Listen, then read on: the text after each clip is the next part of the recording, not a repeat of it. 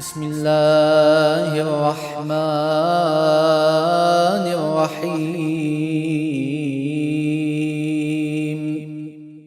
اللهم صل على محمد وآل محمد. When we talk of Allah being present in our lives, we think of Him in physical terms. Most people who say they believe in Allah, if you ask them who is Allah, they don't understand Allah. He's just an abstract concept of some being who created us. But who is Allah? That deep sense of realization that He is the only reality and the true consciousness and the origin and source of everything, and nothing exists without Him, and He is present in every particle and everything that exists, even at a beyond subatomic level. That total consciousness that everything cannot escape Allah is missing in our lives in a very active sense. That is why the mystics say that when an atheist says, "Where is Allah? Show me Allah. I don't see Allah. What is the proof of Allah?" It is as absurd.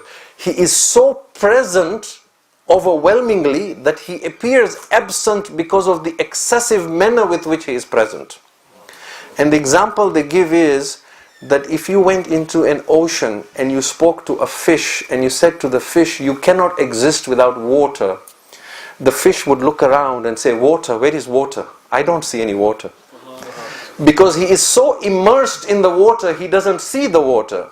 The one who is outside sees the water and the fish. So you look around and you say, "Where is Allah? I don't see Allah." He is so present that He appears absent. You are drowning in Allah subhanahu wa ta'ala, but you don't know that. So the idea that we are trying to get to, that the Qur'an speaks of, that Muhammad and Ali Muhammad alayhi salam are telling us to get to, is to find this light of consciousness, to find this connection, to wake up to this reality, so that we see, when we put aside our mind-made egoic selves, and we don't identify with our thoughts and emotions and senses, and we look at it from the outside, and we wake up to the beauty of this world. Then this example is given to us time and time again in hadith as well. Amir al-Mu'mineen Ali ibn Abi Talib says, "Al-yaqdhatu nur." Yaqdha is to wake up. In Arabic we say iqadh min al-nawm, to wake up from sleep. Al-yaqdhatu nur. Amir al-Mu'mineen says that when you get to that point in life where you shatter the ego and you wake up to reality, and you're able to see your thoughts and emotions and senses from the outside, and you become an enlightened being, you are filled with light. You get a sense that you have come out from darkness into light. And Allah says this in the Qur'an again and again. Respond and answer the Prophet when he calls you to that which will give you life. إِذْ كُنْتُمْ أَمْوَاتًا فَأَحْيَاكُمْ. You are dead. That means right now you are walking, you're talking, you're jumping, you're doing everything, but you are dead. You're not alive in Allah's eyes. Come to what He calls you, find Him, and you will sense that you have moved from death to life, from darkness to nur, from dhulumat to nur. That's why He says, "Al-yaqdhatu nur." And in Ayatul Kursi as well, we say, "Allahu waliyul ladina amanu." Allah is the guardian of those who have faith.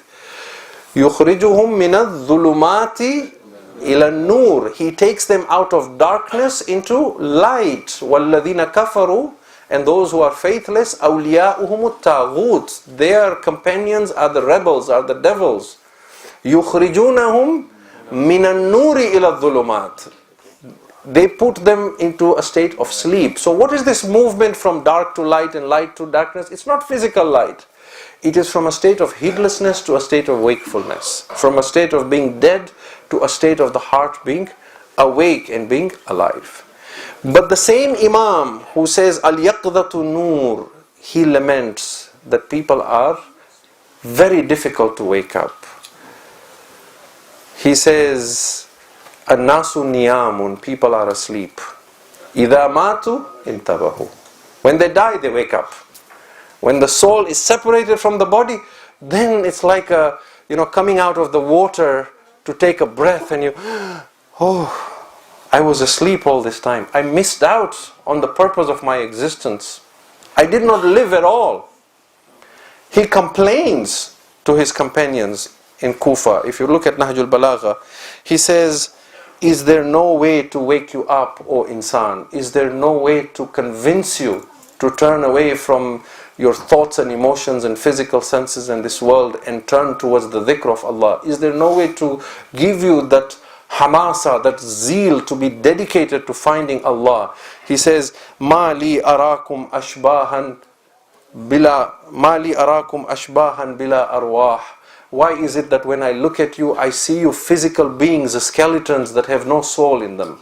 You are like soulless beings. You are like just empty skeletons that have no life in them. Ayqadan nuwaman. You are awake, yet you are asleep. Shuhudan ghuyaban. You are looking at me, you are present, yet you are absent. Nadiratan umyanan. You are looking at me, yet you are blind. He is lamenting. He says, I can see, because he is an enlightened being. I see your physical bodies, but they have no souls. You are awake, yet you are asleep. You are present, yet you are absent. You are looking at me, but you are blind. And this is the lament of the Imams of the Prophet constantly. That if you knew what we know, you would have cried a lot and you would have laughed less.